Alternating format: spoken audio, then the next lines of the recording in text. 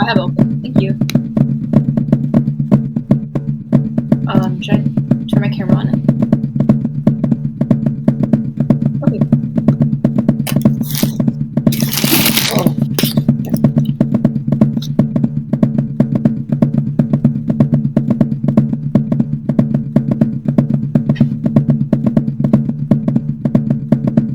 Oh, that's true, huh? Okay. I'll get my.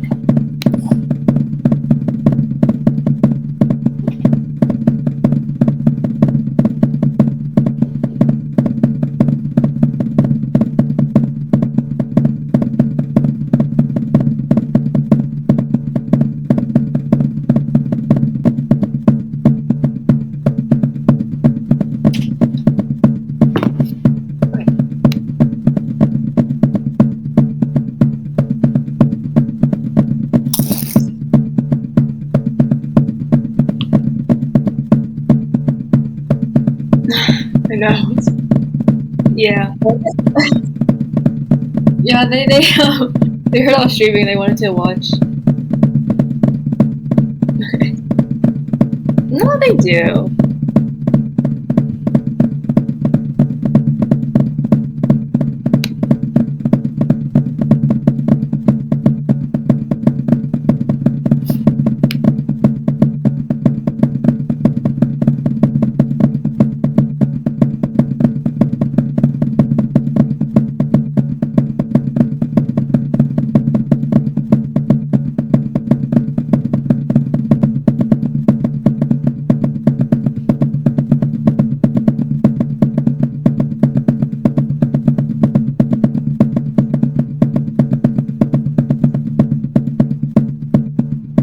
Okay. I'm gonna mute on the stream. Okay. Alright. It looks like we have a bunch of new people in chat today. This is perfect. Okay, hopefully Bex comes in soon because Bex is sort of the star of the show. But we're gonna get started because there's gonna be a VOD. So just in case you guys are new, because a lot of people seem new today, there will be something called a VOD that will be uploaded to our YouTube channel, which is basically just a recording of the entire thing.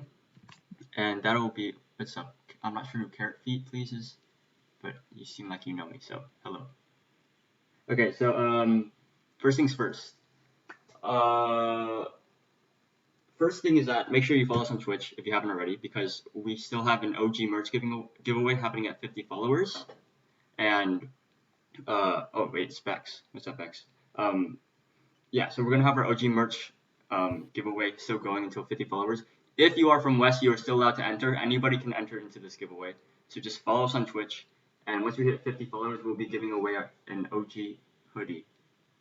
So other than that, couple other things. So you guys can also apply to co-host the stream just as Nellie is going to, and this is in our link tree, which I can type right now in the chat.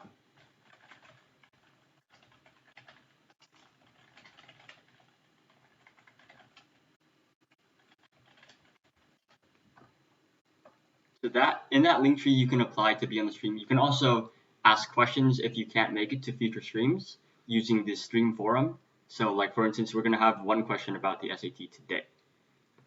So other than that, we're about to get into the interview. Maybe like one last thing.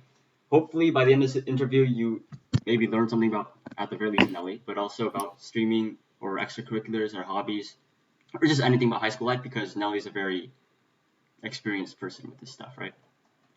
So without further ado, let's start. Okay. Nellie, can you speak so that we can see? We can hear you.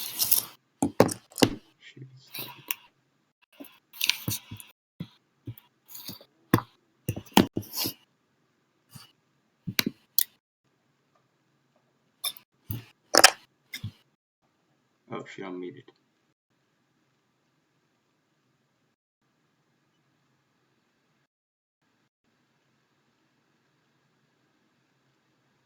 Okay.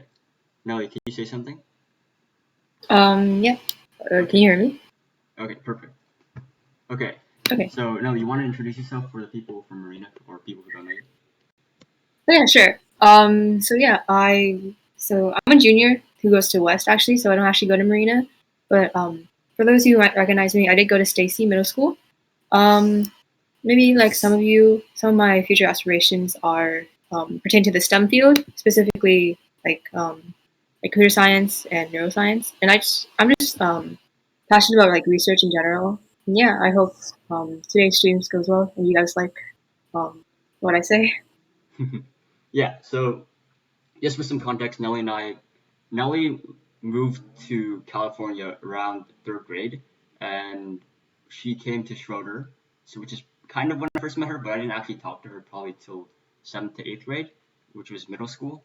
And we sort of had this rivalry, but it was kind of like we didn't know each other type of rivalry, which is kind of a little bit awkward. But yeah, and then now she's at Westminster High School. She's doing a whole bunch of extracurriculars. I don't know how she does it, but yeah. So you guys can always put questions in the chat. Just remember that. So if you guys have any questions, just type them out. And once we're getting to like a to a point where we can answer that question, we'll answer it as soon as we can. So first Yep. question.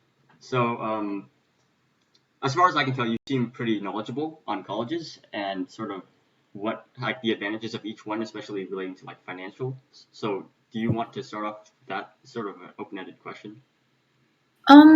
Yeah, sure. Oh yeah, so yeah, that is kind of an open-ended question. So I guess I'll start off with what we all might be used to a bit more, the Cal State versus the UC system. I'm sure a lot of you have heard of like Cal State Long Beach, Cal State Fullerton, some of the schools that are nearest to us, or the Cal States. Then you probably heard of like UCLA, UCI, some of the universities close to us.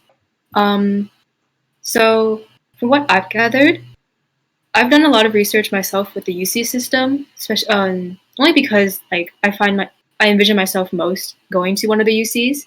Of course, this is different for everyone, but the reason why I choose to go to UC is um, UC professors are kind of compared to Cal States. They're hired for their research, while Cal States are hired for like their teaching. So before I get into about what made me choose the UC, I can quickly discuss like kind of the difference between Cal States and universities or University of California's.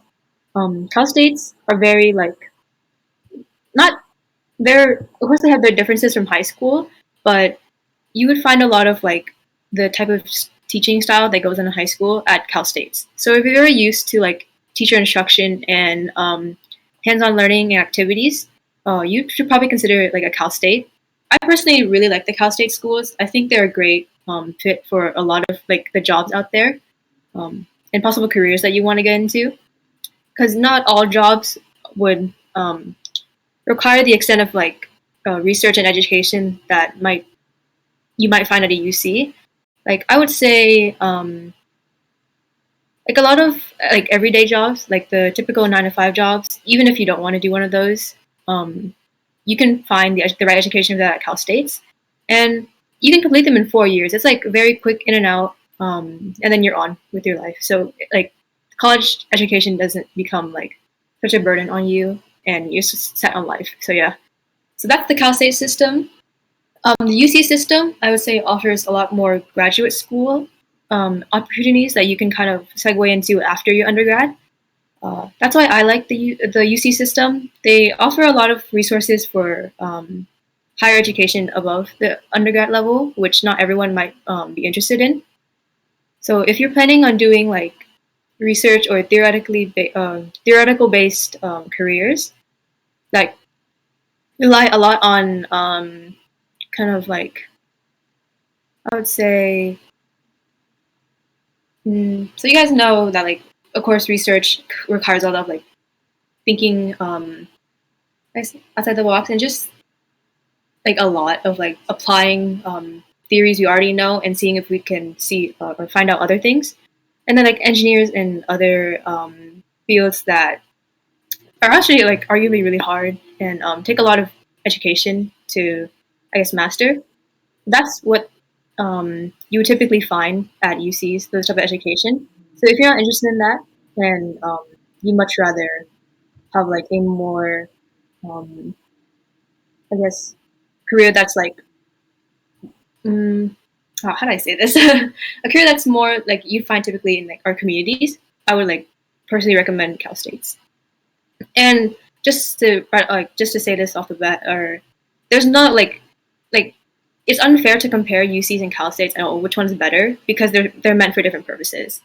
So as long as you understand what your purpose is and what you're trying to find out of education, I would you should or yeah, you shouldn't feel bad about like attending one or the other, which is what sometimes I see a lot happening. So yeah, I hope that made sense. Yeah. Also, by the way, guys, because of technical difficulties, she cannot see me, so she can't really tell if I'm about to speak or anything like that. So if there are any like issues like that, just know that it's not her fault. It's 100% my fault. Oh, Okay. oh my bad, So Dillon. I'm sorry I can't see you speak. Yeah. yeah, so it's a little bit hard to tell when to start and stop speaking, but I'll try to make it as easy as possible. Okay, So yeah, sounds good. yeah, Thank you. did you want to cover like how community college fits into that picture as well? Yeah, of course. Right, and then I know.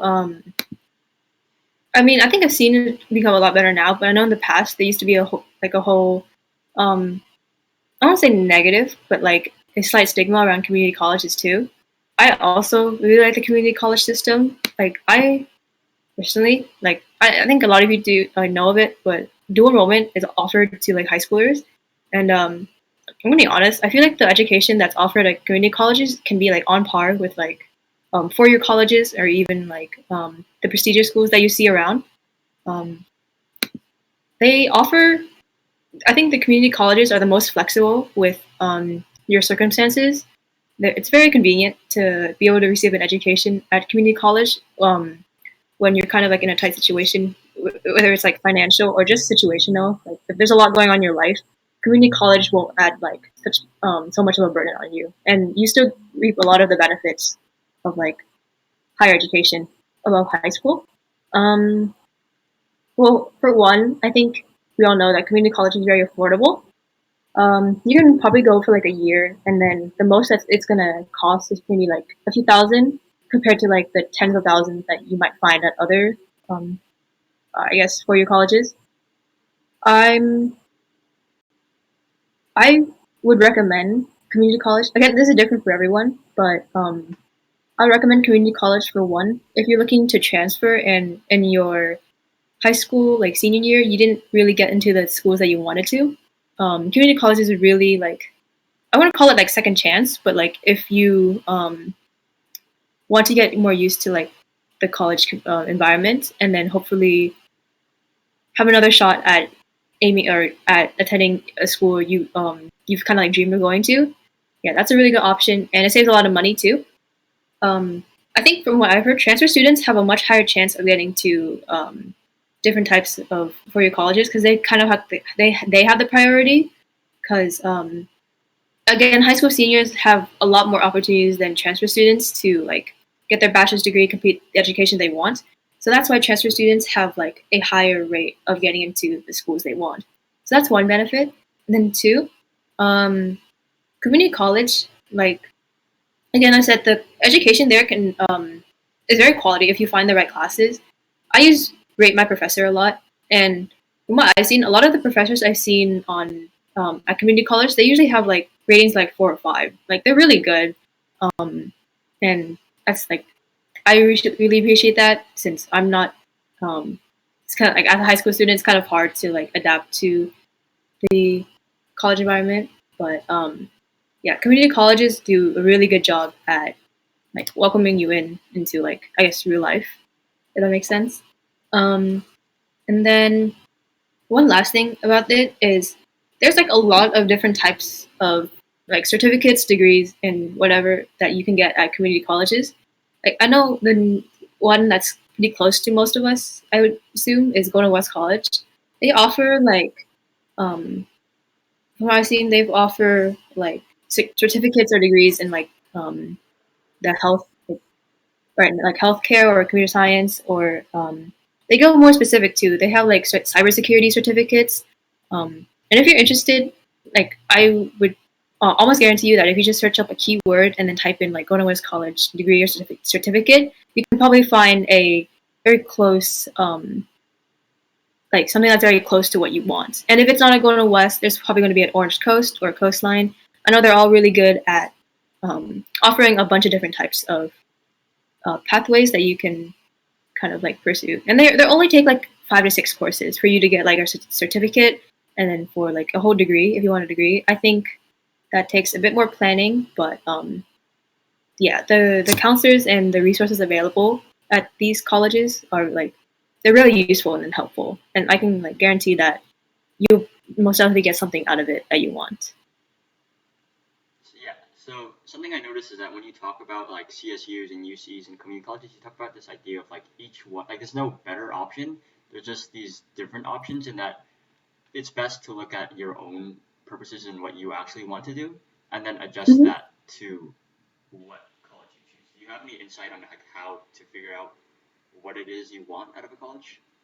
Is Oh there yeah, any yeah, certain? definitely. Yeah. Mhm. Um, yeah. Well, I can't like I'm not sure who asked the question or if that was you, Dylan. I can't like specifically tell you what you should do. Like again, this takes a lot of like independent thinking too. But if you're as long as you like honest yourself, like I think the couple of the main questions you want to ask yourself is one, do you want to attend school for a long time? The answer is yes. Then I would consider like it doesn't have to be UCs, but consider going to schools that offer like doctorate degrees or graduate school where it can extend to like maybe after your first 4 years of undergrad education, it can extend past those 4 years by like 4, 6, 8 years sometimes, and that's like a long time. But if you're willing to go through that and I guess stay in school for that long, then yeah, I would say go for that. But if you say no, like that's totally fine too. Like not everyone has the interest in going to school for that long. I don't blame you. I kind of it's a bit iffy for me too. But if you're only looking to go to school for maybe like a few years, and the best way to like save money too, if you're not looking to go for a long time, is to try to go for either Cal States or if you're going to out of state, try to look for the like schools that aren't so expensive. I know liberal arts colleges. If you guys aren't sure what liberal arts colleges, they're kind of like the schools that are more interdisciplinary and not like you ever heard of like research schools and like STEM schools? They're a bit more less focused on science and like technology, and they very well rounded in terms of like other disciplines like social sciences or like arts and humanities. I think liberal arts colleges are really good for pertaining to a lot of interests too. So if you're not really looking into pursuing like research or I guess to be like straight to the point like a STEM field, I would recommend going into like liberal arts colleges or like the Cal States. And finally, if for community colleges, if you're like not too into like college, like just going to college in general, which is fine too. Like you have other pathways you want to pursue that don't necessarily require a college education. I would say like community colleges are great, like um, just like a chance to at least receive some education after high school, just to see like uh, what you're interested in, or like at least have like something formal, just in case you might need it in the future. Because it's always good to have backup plans, you know. And then community college is a great like thing to fall back on, and just have in general. Yeah. So and then one last thing is I would just recommend doing your own research and looking because I can only like this is only just my perspective. Like I'm sure people online, Google, and like other sources have a lot other types of advice that would may pertain to you specifically. That would be more helpful. So yeah, let's say use the internet as well to your advantage. Yeah, that's actually good advice. So one of the questions it sort of relates to this is sort of how did you come to the conclusion of first of all where do you want to go and also what you want to do because those are also probably connected as well. Yeah, yeah, that's a great question actually. I'm gonna be honest, my interests have kind of like shifted around a lot. I've gone through quite a different um, like what do I want to do in the future? I've had a lot of different answers to that. But as of current, and I think one of my longest lasting interests. So I think I might stick with this is neuroscience. I'm really interested in like the nervous system in general and just how it like, you know, it's like your brain is what kind of controls everything you do, and that I personally am really interested to know more about that and um how like to I guess not change it, but like what we can do to like better our own like control systems, basically. Yeah, I won't get into much into that because yeah, that wasn't the question. Um, but I want to do or want to major in neuroscience at UCLA. I know that may sound like a generic answer, but from my frequent visits to like UCLA the campus, I feel that that campus is also it just feels kind of like home, like homely. If that makes sense. Like I feel really welcome on campus. Right.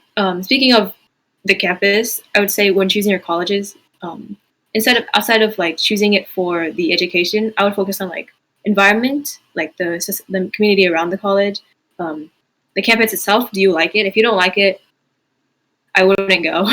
Like I'm honest. Like, if you're living there for 4 years, try to choose colleges that you would enjoy living at. Um, and I guess there's a lot of like clubs and kind of like societies at UCLA that I would be interested in joining. So yeah, like overall, it's just a really appealing option for me. Um, so I really want to get in, hopefully. But yeah, and then finally,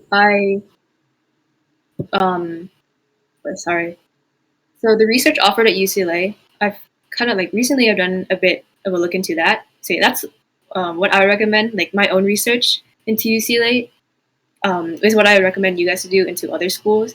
Just like take a look at their website and see what they offer, and if that interests you, consider applying. So yeah, what I saw on the UCLA website in terms of like research and neuroscience and whatnot, and like the different types of um, projects they like working on, like it's really interesting to me, and I could imagine myself participating in that and like doing that.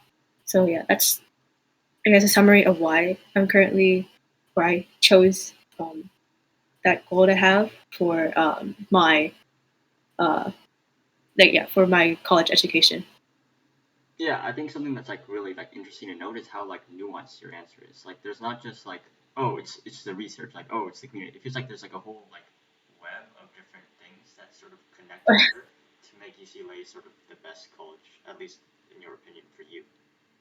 And Hmm. Yeah, thanks. Yeah, I would hopefully you guys also reach that type of like conclusion as well for your college because I think that's what makes it so much like I guess fun or like appealing to look forward to. Yeah, I think it's really nice just to have it. yeah, so Thanks, Dylan. yeah, so like when I was sort of looking, like, this is sort of putting the focus on me right now, but I feel like, am I too quiet? Shoot. Sorry, let me try to fix this. If I'm too quiet, that might be bad.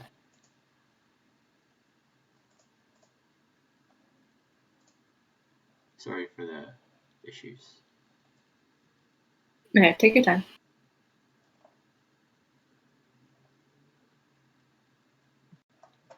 Okay, yeah, everything is set to max settings. I'm just gonna try to speak a little bit louder. So if I'm too Oh quiet, yeah. please let me know. But I'm gonna speak a little louder, so Nelly, you might want to lower me on Discord. So Okay, yeah, so when I was sort of making my choice, and I haven't formally decided yet, I'm still sort of like figuring things out. But one of the big that's things fine. is sort of looking at, instead of who you like, what job you want to be or I want to have in the future, like, because ultimately the idea of college is that it's supposed to lead you down a path to get you to a place you want to be in the future. And for me, I was like, instead of thinking about what job I want to have, it's more so like, what life do I want to live? Because if you focus on just like an educational professional standpoint, you sort of like get into that whole workaholic mentality. And I feel like, at least for me, that's not fulfilling for me because like work and being productive is a big part of like who I am. But at the same time, I find that like burnout is really really easy for me, especially if I do things that I don't want to do. I can burn out in just days, which is kind of scary. So for me, some of the big things is that like I haven't fully figured this out, but just figuring out what I like enjoy doing. And I sort of had this revelation recently, which is that my biggest satisfaction comes from when I make connections between things, which sounds like really really weird and really simple, but it's like just like connecting like small things, like connecting like how physics laws apply to like how I dropped this cup and broke it. Like, it's just like really dumb stuff, but like it makes me really like gratified. and just figuring out like doesn't matter how dumb it is, like it's just don't live a life because like don't avoid a life that you enjoy because it's dumb. Like just because other people might think it's like, oh, you like doing this because you like connecting things. It's like don't like it's not that you shouldn't care about other people's perceptions, because if you just go out walking naked on the street, like there's there's obviously a downside to not caring about people's opinions, but at the same time, don't avoid a life because other people might find it weird. Because making connections does not sound like something you want to do for a living. It doesn't sound very like reasonable. But to me, that's sort of what I found to be satisfying for me.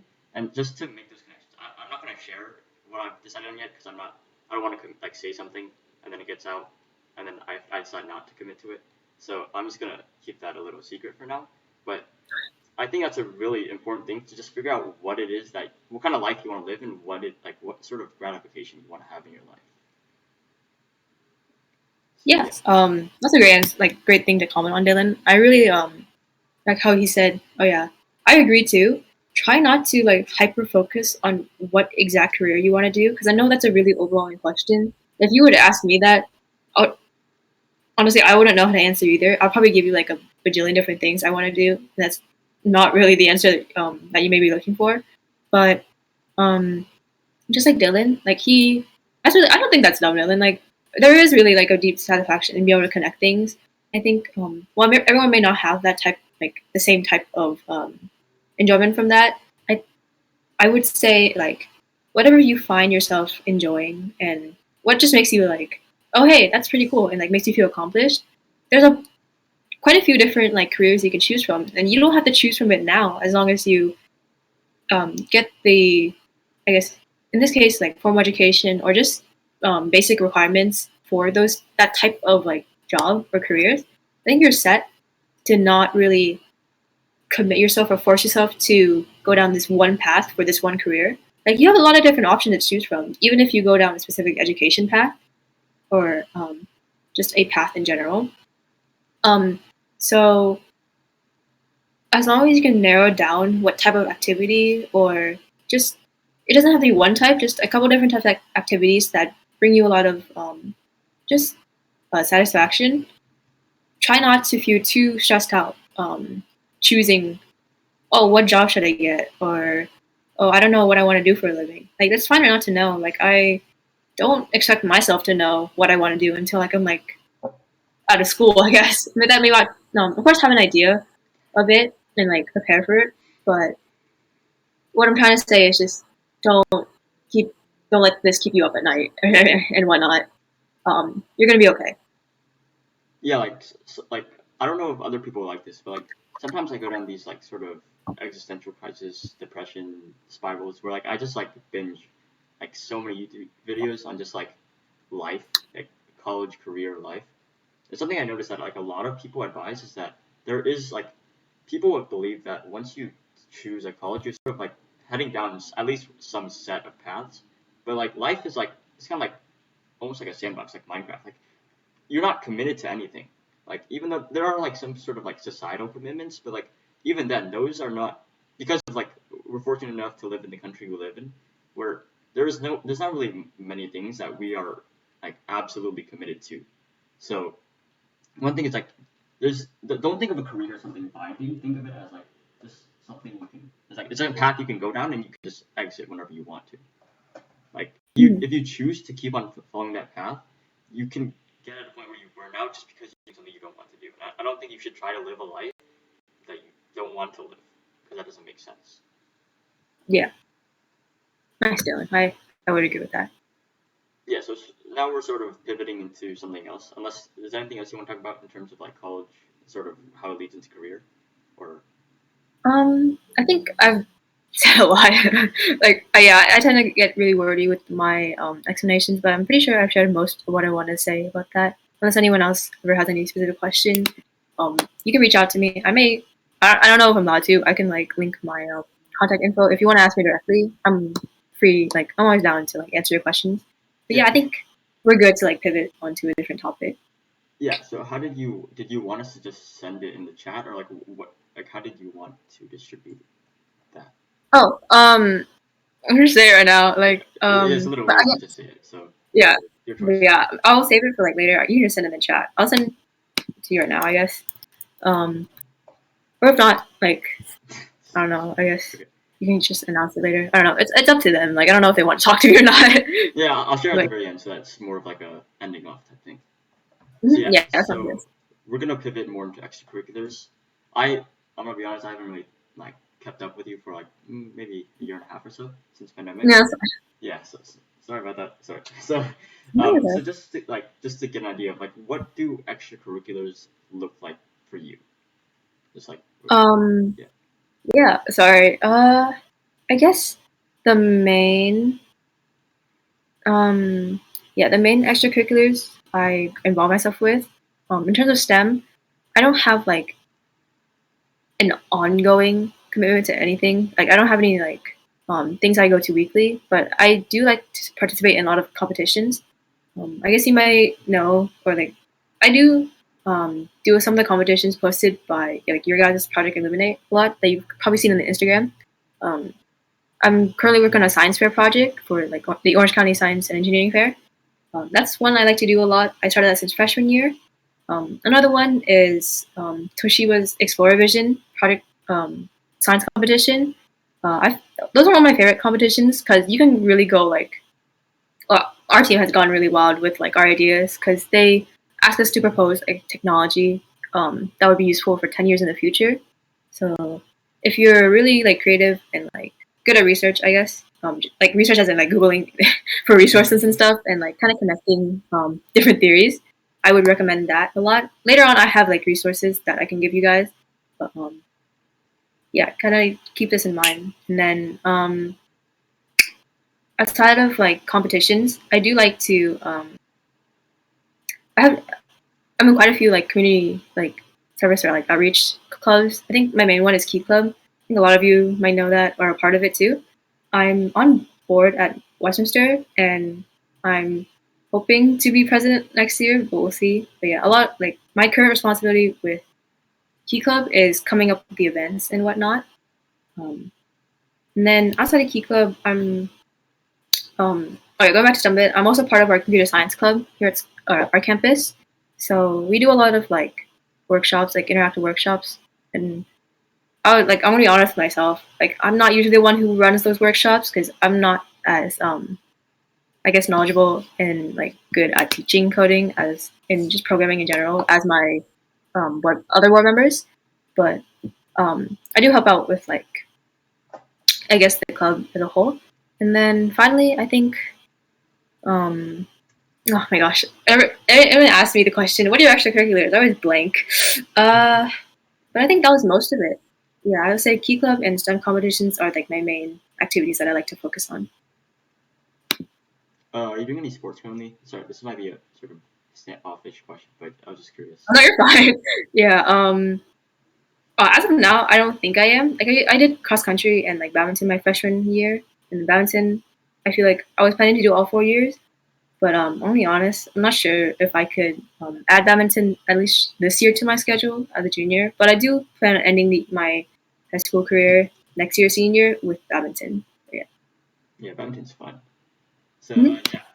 Uh, did you want to go more in depth into sort of STEM extracurriculars? Because I think that's sort of there's a lot of stuff out there, and at the same time, it's really hard to sort through which ones to do. You already talked about Explorer Vision and OC Science and Engineering Fair, but were there any others you wanted to touch on?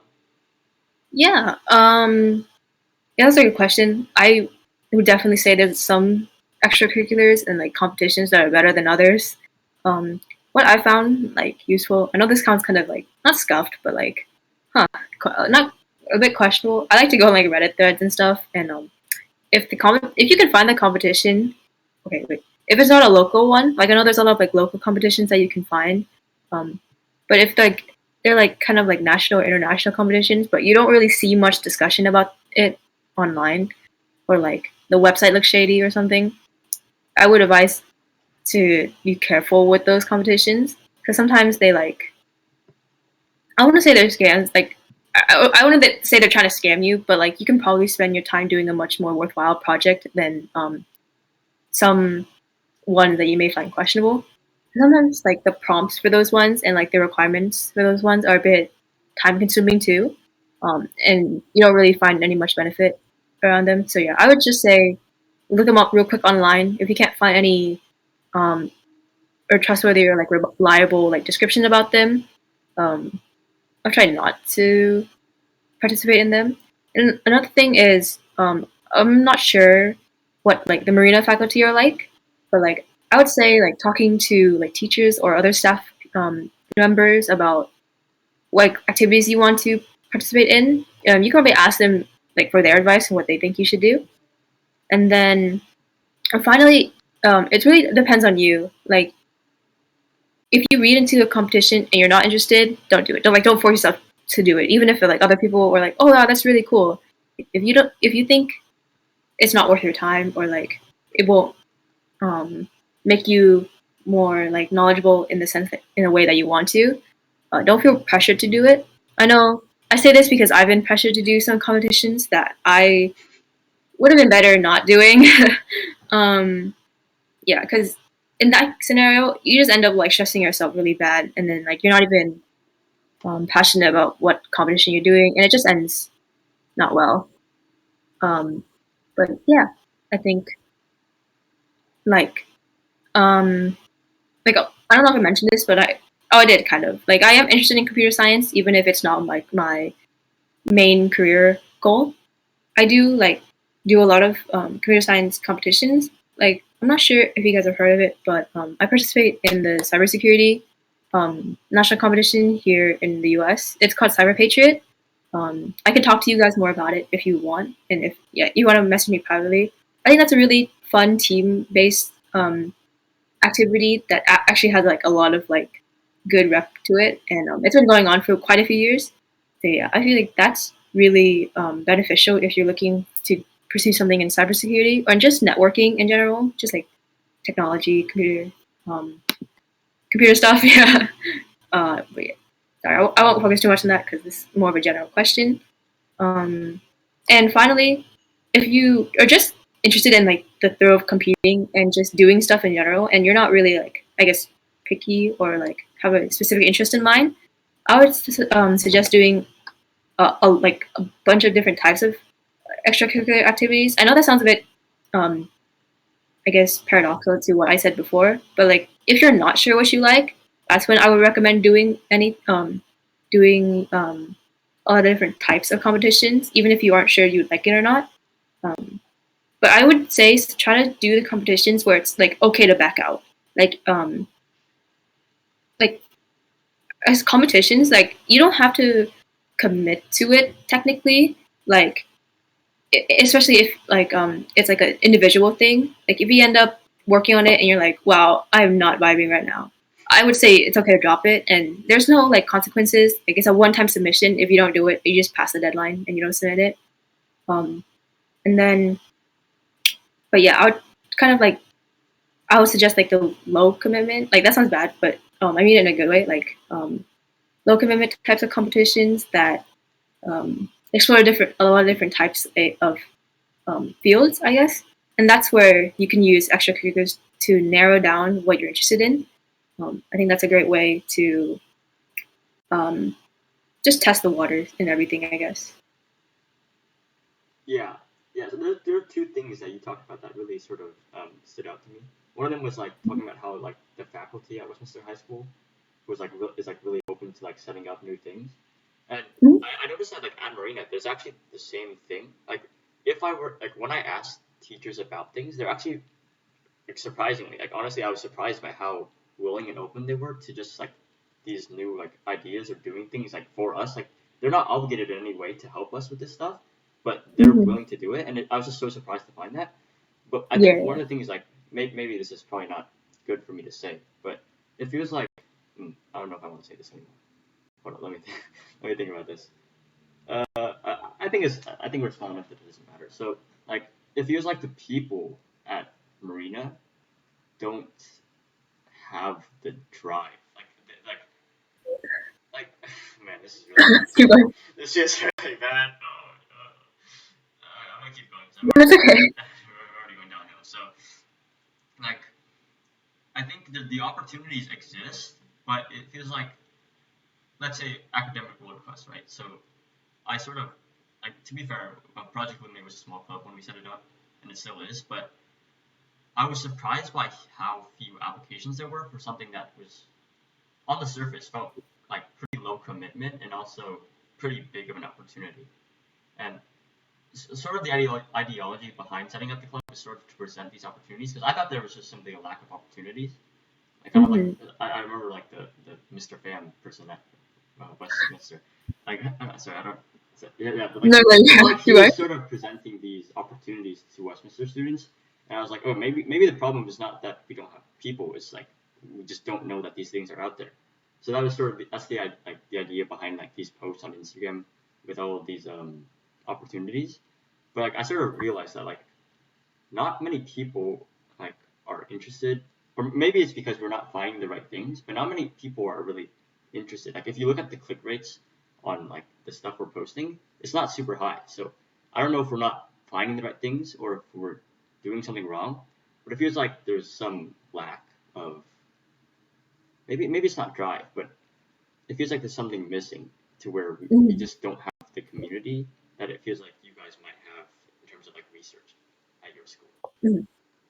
Um, so what I think, so I mean, right off the bat, I think you guys deserve a little slack for that. Don't worry, because the thing with Westminster is this has been going on for like maybe over a decade, and you guys, I guess your club specifically, like you guys just started out like this year, so I think at this point, just any form of participation and just any like, even if it's just a small number, and you might feel like, oh, that's not that much.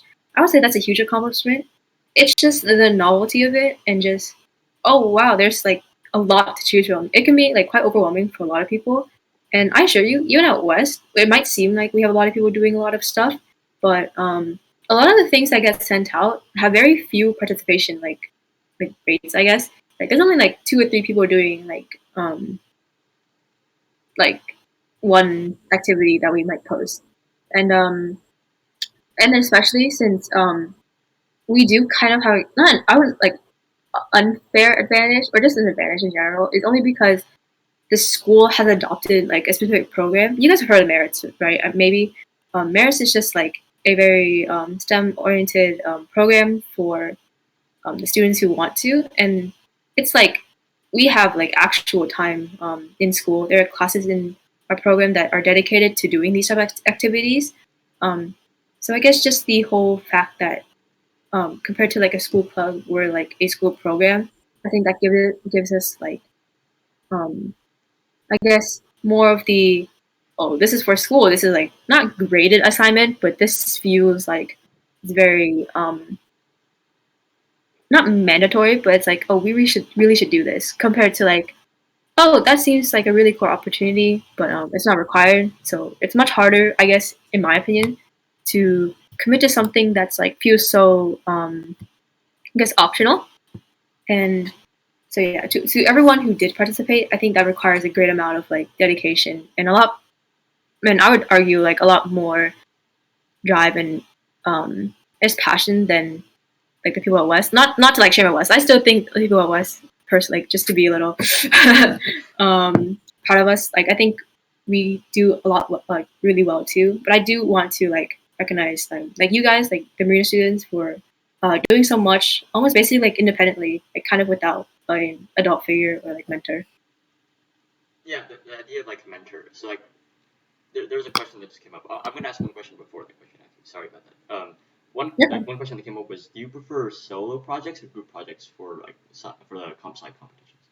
That was just a quick For comp sci project yeah. specifically, Uh, I think the or question came up when you were talking about comp sci. Maybe answer comp sci and then in general. oh, okay. So for comp sci, hmm. Well, it's very based towards me. For comp sci, I do enjoy group projects more, only because I get again, self disclaimer, I'm not um, as knowledgeable in programming and coding as I want to be. So like I would consider myself maybe like beginner level, to be honest, or maybe at the very most early intermediate level. So I do enjoy group projects solely because I have a lot to learn, and I feel like those, especially with comp sci, it takes a lot of like by yourself. It can be really frustrating to do something, especially when like you've been trying to debug something for like, I don't know, 3 hours and you're not getting anywhere, it's really nice to have like a news perspective or another person to take a look and like, hey, what's going on? And I think maybe contrary to popular belief, computer science is a very like collaborative effort. It's very hard to do it by yourself. Like for Cyber Patriot, that's like a team of five or six, that's all working together.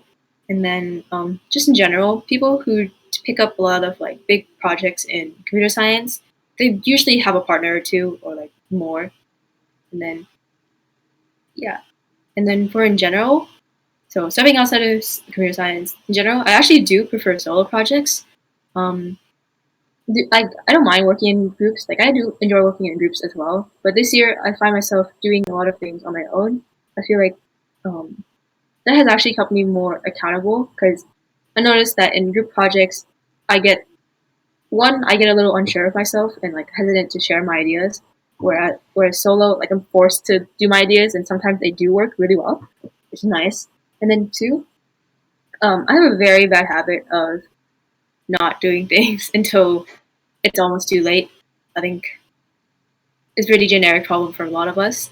But I've noticed that working alone, like the fact that, oh wow, I have to do all this by myself, which sounds bad, but just having that like realization forces me to stay on a schedule. So I don't like disappoint myself. And then compared to if I were in a group project, if I would feel so guilty if like I put all the work on my partner just because I wasn't doing something on time. So I guess that's my kind of reasoning why I would like to do things on my own. Um, but specifically for CS, I do like working in groups. I hope that answers the question. Yeah, that was a really good answer to the question. And yeah, the other question was, how do you network slash make connections beyond your like within your own high school, like outside of high school? Oh yeah, right. That's a really good question, and I honestly like. I would say there's a lot that um, I could learn from as well, like networking wise and connections. Um, I don't know if you guys have heard the term of like cold emailing, like a bunch of like I guess in this case professors or just um, like experts in general. Like you kind of like come up with like a template of like an email template, and you I want to say like mass send it, but try to look for people like on the internet close by, like who work at like UCs or like work in labs or whatnot, whatever you're interested in. Like if you're looking so have a template that includes what your purpose is, maybe attach like a resume and like just what you're hoping to get out of. I would say email like a bunch of people to see if you could like, for example, shadow them for a day or to be an intern for them. Like this is really hard, I would say, but I've seen on the online like a lot of people who do it enough, they were able to land like an internship actually, and really like those proved to be really beneficial for them. And if you're not really up to like cold emailing and like sending a bunch of people a bunch of emails, um, I'd also just recommend just going up in person and like just talking to people. This sounds a lot like really scary. I know, like it can be really intimidating to just go up to someone and say, like, "Hey, I'm interested in your work. What can I do to kind of like familiarize myself with you, or like be kind of like shadow you for a bit?" Um, so if you're not really like looking for that upfront confrontation, I guess I find a lot of like organizations, I guess, like nonprofits, I think are a really good way to start off. Right. I think I was supposed to mention this earlier, but I don't know if you guys have seen like nonprofit organizations around on social media. I know they became pretty popular, or at least like I became knowledgeable of them during like our virtual year, like the pandemic. Like, um, I'm trying to think of one you guys may know. Mm, nonprofits. So Mm, there's like, for example, a nonprofit called Diversify Your Narrative that like they aim to kind of like spread novels and books of like different culture by different types of authors, like POC authors or like authors that go by a bunch of different types of identities. They have a purpose, like that's usually in their bio. And if you're really passionate about that purpose, I would say try to say reaching out to them, or they post a lot of like opportunities on their pages as well, like these but stepping outside of diversify your narrative, just in general, a lot of like organizations they have like leadership positions that you can apply for, and just like other ways to kind of connect with other people in within the organization or in the community in general. Like if you want to tutor students, if you're really passionate about teaching and tutoring, there's a lot of like tutoring based organizations for that, or like um, you can just find them on social media or look them up. And then there's a lot of STEM related organizations too. If you want, if you're like curious yourself, you can like again message me privately or just look online yourself. There's business, there's medical field, there's like a lot of different organizations out there. Like there's so many, and they really rely on your participation. So don't feel like they don't need you, because I assure you they probably do. Um, so I guess that's just one way to network.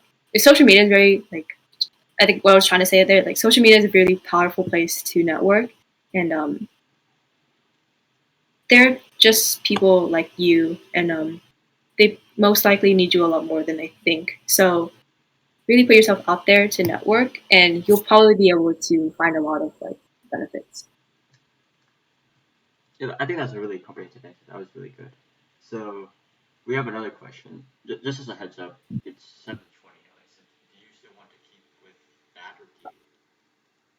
Or, Um, I guess yeah, maybe like 10, 15 more minutes would be good if that's okay. okay, yeah. So Okay.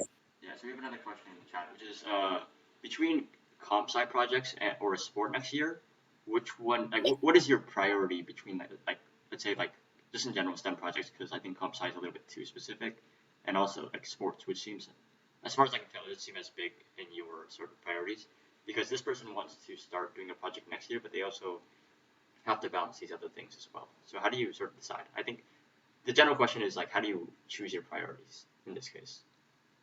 Um, how do I choose? Well, there's a couple things you want to consider. One, I guess you probably heard me say this so many times. Like, what do you enjoy more? I think that's a pretty like generic one. And then two, um, I guess what are you trying to like kind of finish high school with?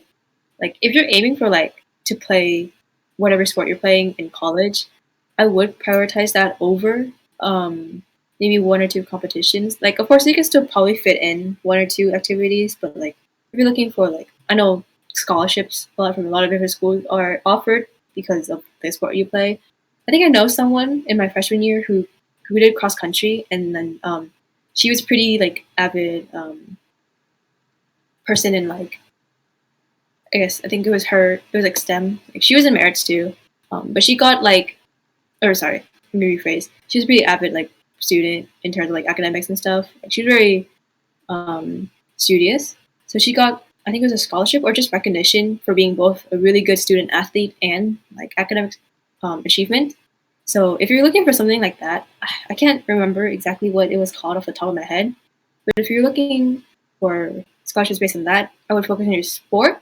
But if not, like I would recommend trying out a different like more projects over your sport. Um, again, I'm personally really biased because again, like Dylan's kind of right. Like sports isn't my main priority. I kind of gave up on um, kind of excelling in a sport a while ago. But that's just me. Like yeah, like and if you're in varsity, like if you're really good, I would say stay in your sport. Like I'm gonna be honest. Um, and and even if you like you'd say you aren't like as skilled or whatever as you want to be, or compared to like your team, if you're passionate about it and like you put in the practice and like you practice really diligently and I guess you're committed to it, I would also say focus on your sport. But if not, I would yeah prioritize like different types of competitions and try out some other types of activities to kind of end off your high school experience. Yeah, hopefully that was good for you, Bex. Yeah, yeah. Mhm. So he's grateful. So with only maybe 5-10 minutes left, I think the question that's most valuable to everybody is sort of how do you manage your time given that you've got like can you tell us your academics, just like not your grades or anything, but just like the classes you're taking this year, just how rigorous and stuff. How rigorous? I would say um sorry, let me try to remember. I'm taking I think it's 4 APs right now. So I guess that's like you can kind of um consider that like oh uh but like outside of that I think mm, APs, like the term AP, like some AP classes are easier than others, and like some of them are even easier than like normal classes, I would argue. So personally, I would say my schedule is easier than my schedule last year.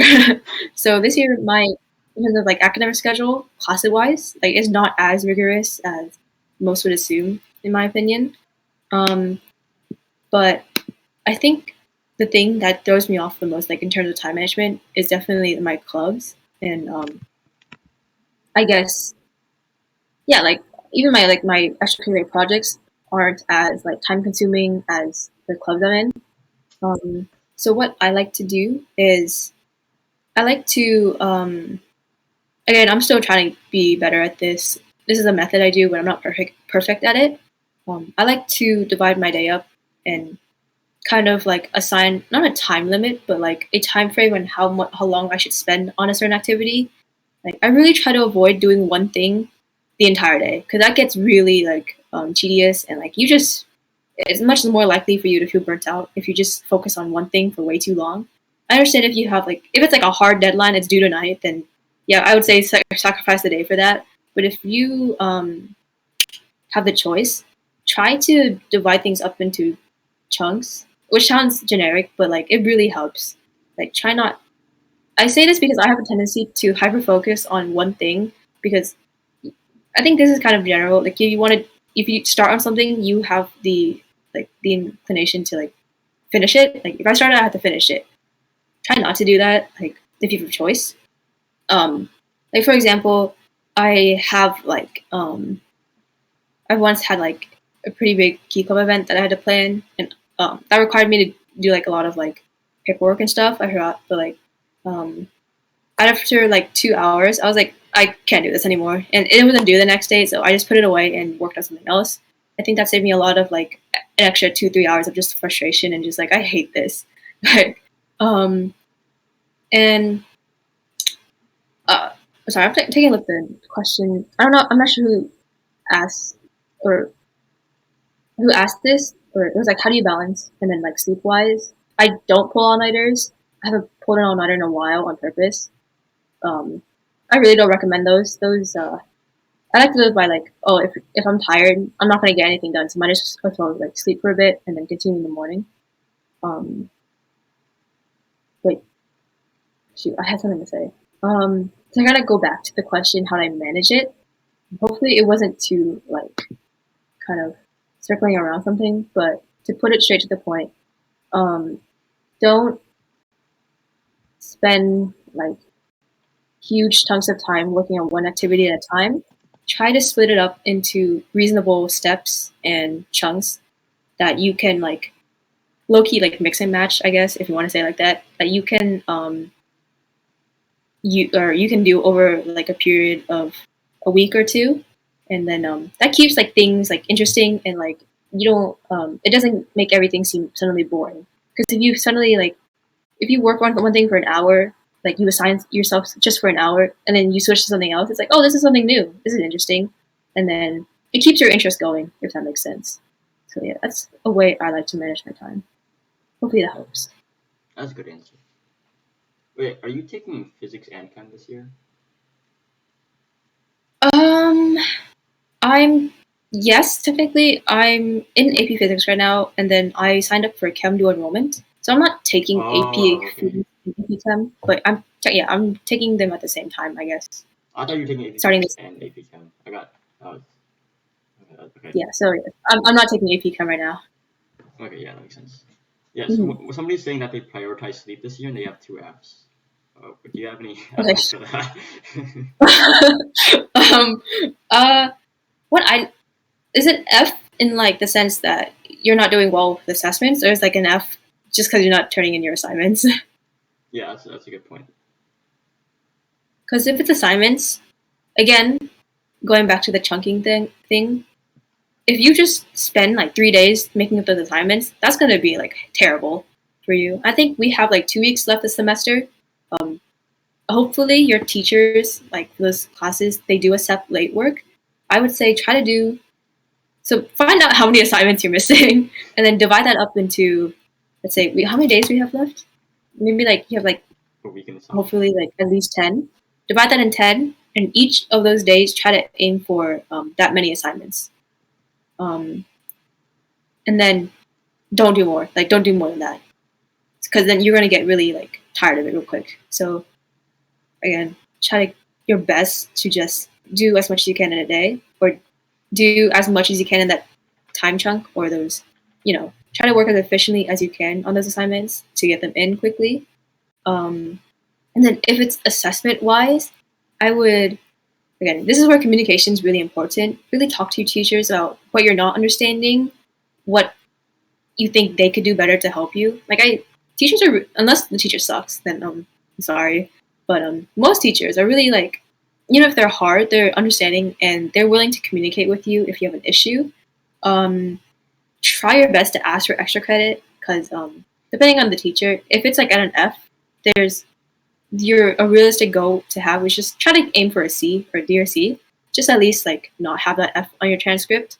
Um, that way, one, you won't like be too stressed out on like, oh, I have to get this all the way up to like an A. Like that's really hard, and that may stress you out even more. And I notice when I get stressed out, I feel even less motivated to do something. So have like that C in mind, I guess, and then try to like really hard for it. Ask for extra credit, and then yeah, communication is important. Just understand your teacher, I guess, and be cooperative. Like, try to be cooperative and compromise with them. You got Yeah, this. the person who asked the question said they had more than 60 missing assignments. So that Uh, you oh, got the well, that's a grades. lot. um, if you divide 60 by 10, that's 6 per day. That still sounds like a lot, but depending on the assignment, I still think 6 assignments you can do within. Unless they're big assignments, I would try to get the assignments that are easy to do but worth a lot of points. So if it's like worth like 10 points and it takes like 5 minutes to do that first. But if it's um like 5 points but it takes like you 2 hours, just don't do it. Just do the ones that will give you a lot of points quickly. Yeah, Yeah, it the helps. person Good was. luck. Yeah, good luck with that. Yeah, they said they were grateful, so it seems like you helped a lot. And You got this. Don't worry. And then again, new semester, it's a new like chance. So don't, if things don't end up the way you want it to, it's fine. It's just one semester. It doesn't really define you. yeah, so it seems like we're at least somewhat decent stopping point. Do you want to keep going? It seems like time wise, you might want to wrap Um, up. I well, yeah. Oh yeah. Do you still want me to like link the opportunity, like the resources? But I was gonna say like I can answer like one more question if you want me to. Okay, yeah. One last question in the chat. Perfect. So they said somewhat of a random question, but if you have a B in chem, but you don't want to major in anything biochem, will like universities, like specifically UCs in this case, do they care about how that reflects on you? Oh, that's a good question. Um, I know. Okay, so I'm gonna be honest. I'm not sure about the UCs in terms of grades. They haven't really. Well, one, I guess I could do a lot more looking into that, like research wise, and just asking people. But two, I know there are some schools that do look if you're planning to major in something. Do your grades match that? Like, does your performance academically match your intended major? Um, so if you don't want to major in like biochem, and then B, like okay, contrary to popular, a B is a totally acceptable grade in my opinion, especially for the UCs. Like they see if it like people I know have like had Bs and um like it may like look like I don't you guys I guess toxic expectations maybe like B has been like Bs have been shunned, but I think they're like perfectly okay grades. Like they're fine. You can still get into UC with like few Bs, especially if you're not majoring it. Like I would guarantee you at another school, like that wouldn't really be much of an issue. The UC specifically, they haven't really talked about that, but I would also like common sense wise, I would assume like they were like, oh, this person got to be in chem, but they want to do like bio or like they want to major in English or they want to do something that's not related to chem at all. Okay, that's fine. Like they'll won't well, that one B won't determine whether or not you get into that school or not, in my opinion. Yeah, that So makes yeah, sense. you should be fine. Hmm. Yeah, I think so too. Like I know this person specifically. They're planning to major in comp sci, and unless you plan on using like comp sci to like predict how chemical reactions are gonna go out, I don't think chem has any actual impact Yeah, on yeah, entry unless like you're going to a really big school, like really like good school, where just a B in general is not like I would say yeah, like like the IVs. yeah. So like one thing I would say is like when it comes to like let's say so when you're applying to college, there's sort of different aspects. There's like academics, like grades. You have extracurriculars, which is extremely broad. It can like be anything basically. And then sports, I'm gonna consider that outside of that because you can get recruited based on sports.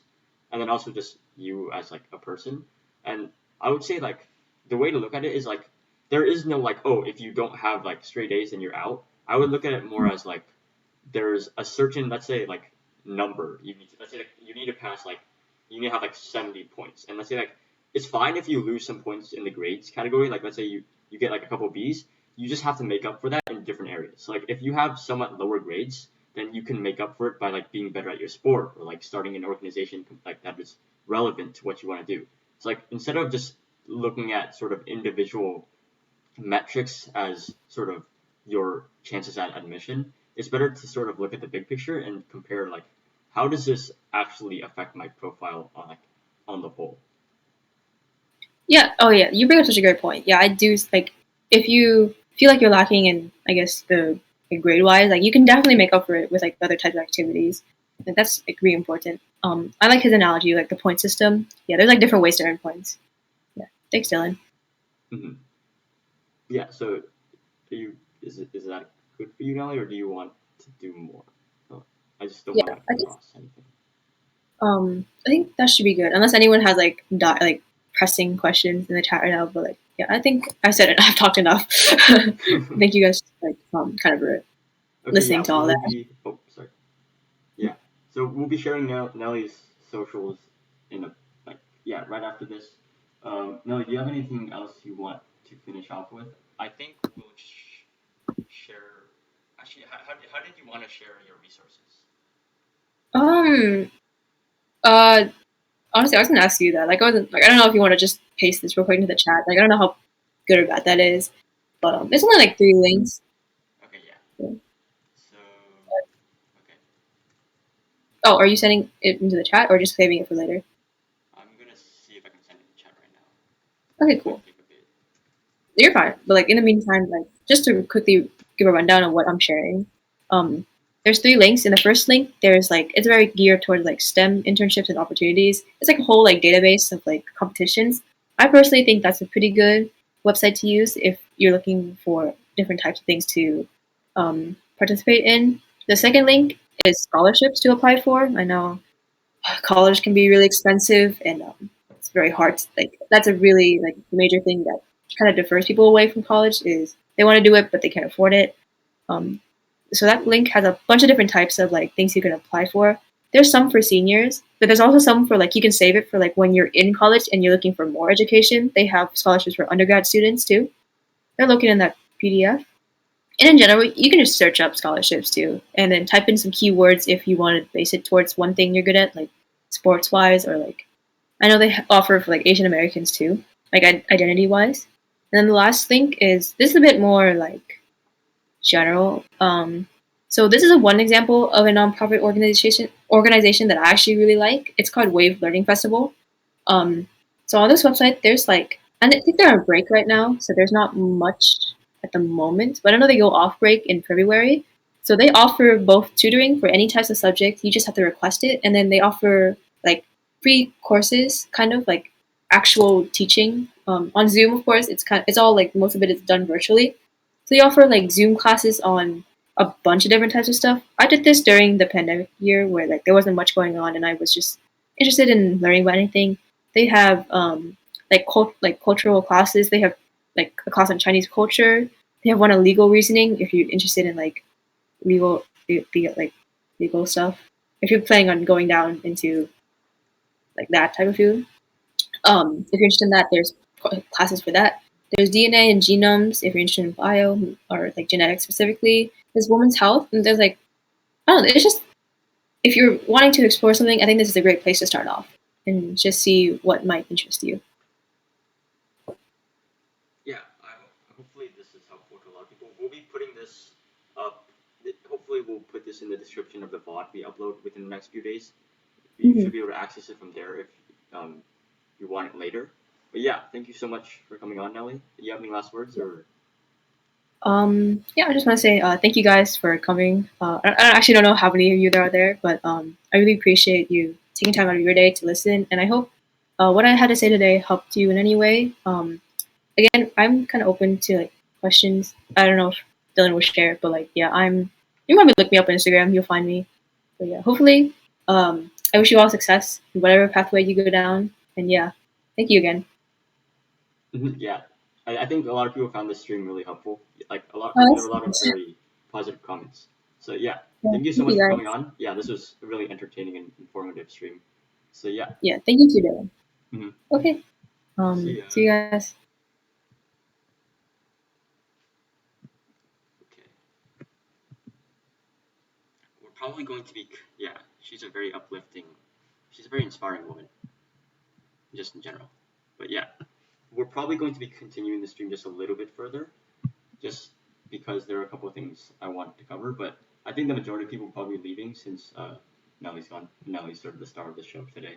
But just a couple of things. So one of the like in the stream forum, one of the questions I was asked was how I got a 1600 on the SAT, and I think that's a yeah. She is.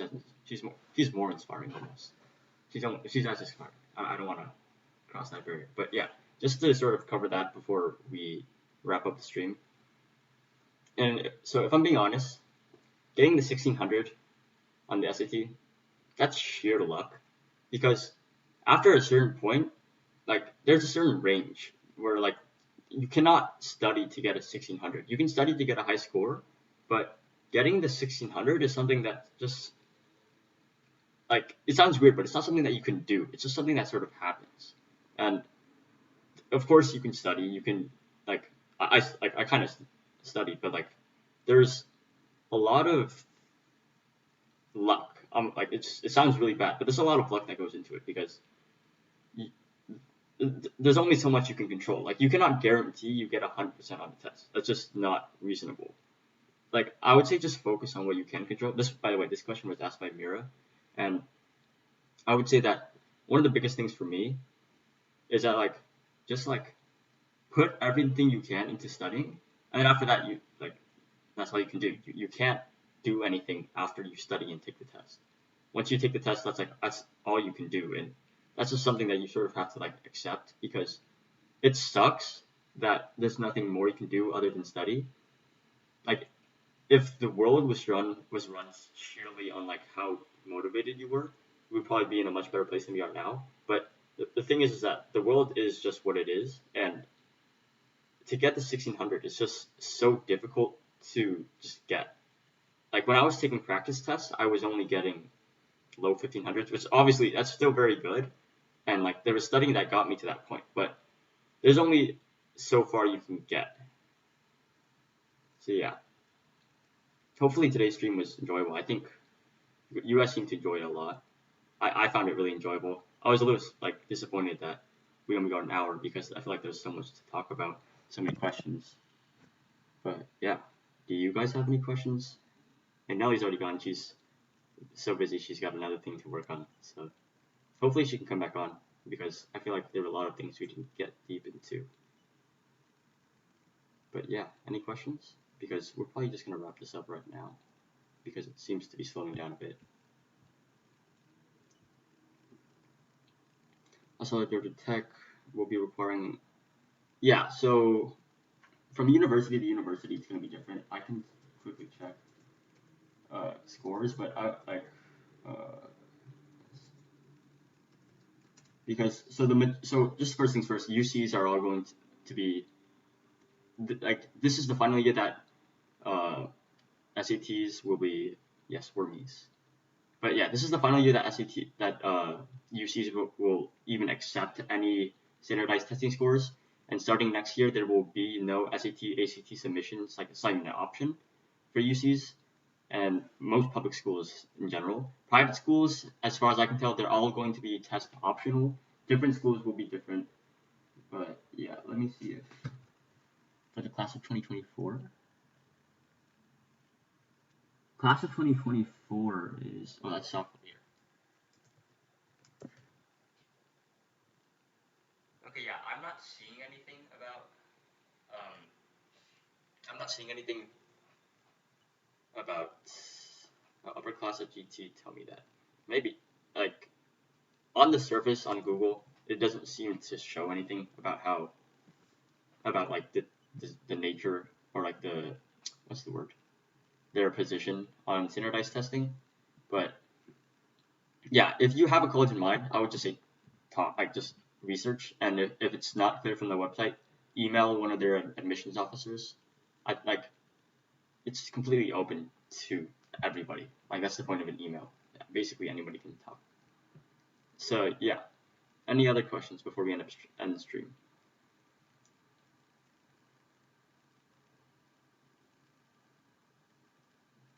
Okay.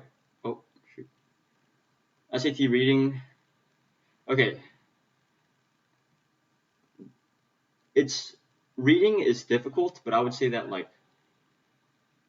it depends on from person to person because personally math is just like comes to me very very naturally. So like I didn't like have to study for math at all just because I had already learned anything and I didn't need to review it. For me, surprisingly enough, the most difficult part for me is grammar and reading. So yeah, okay, sorry, grammar. So there are two how to study for SAT reading. So what I did was that first of all, I would say that my ability is the accumulation of a lot of different experiences over the course of time. Like obviously, like who you are is built by what you've experienced. But I've spent like I have a lot of experience with sort of reading sort of not necessarily complex passages, but just reading passages and very quickly getting the gist of what is happening. Because okay, I guess I can give a few tips. So we're gonna have a stream probably the week after finals on the SAT stuff because like this is a pretty big topic. But just surface level, um, spend most of your time on the SAT reading part, reading the passage. Like it's really easy to answer the questions once you understand what the passage is about. Like, it sounds like a no-brainer, but like, read the passage and understand it. Because a lot of people are like, oh, read the questions and then go back and then read it and try to find the answer. It doesn't work because the SAT is meant to measure your ability to get the big picture. Because anybody can read a sentence and figure out what's happening, but to read the whole thing and understand and put things in context, like that's difficult, and it's pretty difficult. So yeah. How much? Okay, laundry basket. I'm not sure who you are, so it would depend on where you are in math, because like I'm in calc, which means that I've sort of gone through all of the steps. But the SAT evaluates from like algebra 1, or I guess pre-algebra is sort of a prerequisite, but like up to algebra 2. So they have up to algebra 2 plus geometry. Algebra 2, like there's very little algebra 2. You just need to know like exponential growth and decay, and maybe some, actually no, there's no log or anything. Yeah, just exponential growth decay, maybe some function stuff. Geometry, there was one question, I'm gonna be honest, like I underestimated the math part of the SAT. It's a little bit tricky and to be honest, very mind numbing. I remember after the first section, I was already done. Like it's a grueling test, and like for the people who know me, they know that like I sort of thrive during tests, but that thing killed my soul during that time. I was just so out of it during the test. So for math, I think that if I knew who you were, I could sort of give more personalized advice. But with what I know about you, which is nothing, it's a little bit difficult to give anything useful. So yeah, hopefully I answered Bex's question and Laundry Basket's question. So Bonnie asks what's the best way to study everything you learned in a week? And I can give you the best answer, and I can give you the easy answer. Because the point of school is that like, how do I say this? So the way that it works for me is that, like, okay, I have a couple finals coming up. I'm assuming that this is for finals because it seems like that's what's you're trying to ask about. For me, I actually don't study much before tests and before finals, which sounds like, oh man, Dylan's just so smart. But like, I think a big part of it is that, like, I don't need to study because I understand the material. Because, okay, sure, there's gonna be topics where you need to memorize things, and like to memorize things, you have to you have to memorize it. So like, I'll still be studying the stuff that I have to memorize. But one of the key things is that, like, if during school, like if during the day, you can intensely focus and like you understand things as the teacher is saying them, then you don't have to study in like the idea is that, like, when you're in school, you figure out what it is they're teaching you. It doesn't sound like, just if you think about it, it's not correct to go home and then try to teach yourself how to do it. Even though that's what a lot of people do, because a lot of people are like sleeping late so they get to school and they can't focus, so they get home and like it's just a terrible cycle. But if you are learning while you are doing it, and like once you get to the end of the semester, all you have to do is just like refresh that memory. That makes studying way easier because it's just all you have to do is just like basically like dust the cobwebs off of what's already there instead of learning stuff. So like let's say I have like bio is probably the biggest final I have, but like I'll probably spend grand total maybe 2 hours, maybe 3 hours, probably only 1 hour just studying for that because all I need to do is just brush up on things that I haven't seen for a while because I understand what's happening. And now for more of the gen answer, where like you haven't been paying any attention, I would say the best way to do that is so the day before, okay, not even the week, unless there's a lot, but I would say the day before the test, you you get home as early as you possibly can, and you set a bedtime that allows you to get at least 7 hours of sleep. Okay, the 7 hours is very very important in this scenario. What you do is from when you get home until you go to bed, you study. And sort of studying is a whole like can of worms that you gotta open. But yeah, there's a lot of stuff to get into how to study. But study from when you get home till when you go to bed. Long time, but like you're learning a whole semester stuff in the day. So do that, and you have to get those 7 hours minimum. 6.5 hours is like okay, 6.5 hours, okay, but like don't get under 6. That's just gonna kill you. I would say 7 hours is probably the best way to like you study until you go to bed. You go to bed, and the next morning, I don't even recommend you study the next morning. I recommend you like this is super cliche, but like you just like chill. Like you've done all the studying you can. Studying in the morning will not like studying again what you've already studied will not help you. Like I remember for AP World, right? I had to teach myself the whole curriculum. I spent 2 months, probably like way more than necessary. But I remember of the day of the AP exam, I tried studying and it just didn't work. So I just sort of like chilled. I was just like watching YouTube videos, listening to music, and like I sort of chilled until the exam. And then once the exam came, I was just sort of in the mind state where I can just like do whatever I need to, like write down whatever I need to write, remember whatever I need to remember. You just need to put yourself in the mindset or into that state of mind where you can all the stuff you've studied the night before can just come out instead of you having to search for it. Because you want this to be easy. You don't want this to be like searching deep within like the crevices of your mind to find your answers. So hopefully that was a decent answer. I think that was a little bit. There were a lot of parts where I was like, oh, studying is a super in-depth thing. Like there were a lot of things that I wasn't able to cover because it's just too long. Anything else? Surprised there's a lot of people still left.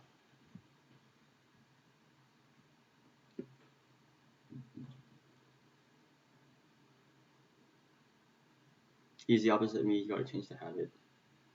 Uh, yeah, I would say changing the habit is probably a good thing, but I would say taking the big picture because don't try to change something in isolation without understanding like the effects it might cause. Like to do the things I do is very difficult because it sort of demands that you don't have a social life because like I don't know maybe you can have a social life, but I personally just suck. Like I just know that I suck at socializing, so I've sort of like given up on that point. Where like I'll take whatever like social opportunities life gives me, but that's not something I'm going to be actively pursuing. And I'm trying to maintain a state of like productivity whenever I can, and whenever there's an opportunity to socialize, I'll take it. But like I know that socializing is just not my thing. So like just sort of acknowledging where you're weak and where you're strong. Try to play to your strengths. And sure, improve your weaknesses, but just improve them enough so that they don't hold you back. Don't improve your weaknesses to try to make them strengths, because that would just be a waste of time. Because it's just natural. Like naturally, people will be better at some things than others. Like for me, grades, school comes really easily to me. Socializing, no. A lot of people, it's the opposite. Socializing, like I can, like other people can just talk to human beings like human beings. But grades, like school, is hard. So it's just like play to your strengths and just improve your weaknesses just enough so that they don't hold you back. Hopefully that's good. And also, yeah, it's good that I helped because I felt a little bit like what I said was a little bit unclear. So, yeah, yeah. Love you too, Justin.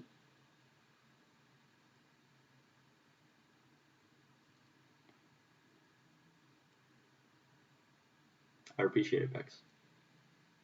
Yeah, this is getting this is gonna get clipped. Oh man, we got a bunch of levers.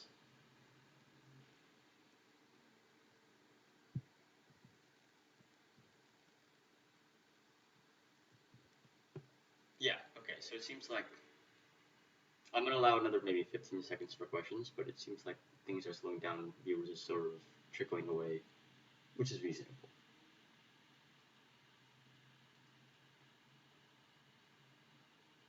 Yeah, next stream, by the way, guys, will probably be the week after finals, and it's gonna be about SAT. SATs.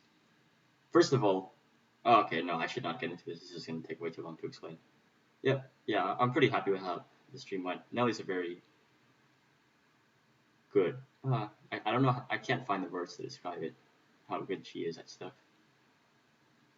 But yeah, thank you to everybody who came to today's stream. Today was like triple the amount we usually get, which usually is not much, but like 12 people, that's pretty good. So thank you to everybody who came today. Hopefully you enjoyed today's stream. I found this stream to be very, very like educational, informational, insightful. So yeah. So just remember that follow us on Instagram. That's where all of our stuff is posted. Any events, anything like important, and follow us on Twitch if you want to get entered into the merch giveaway. Also remember that you can fill out your the co-host form or the streaming forum form in the link tree in our bio if you ever have any questions or want to co-host the stream.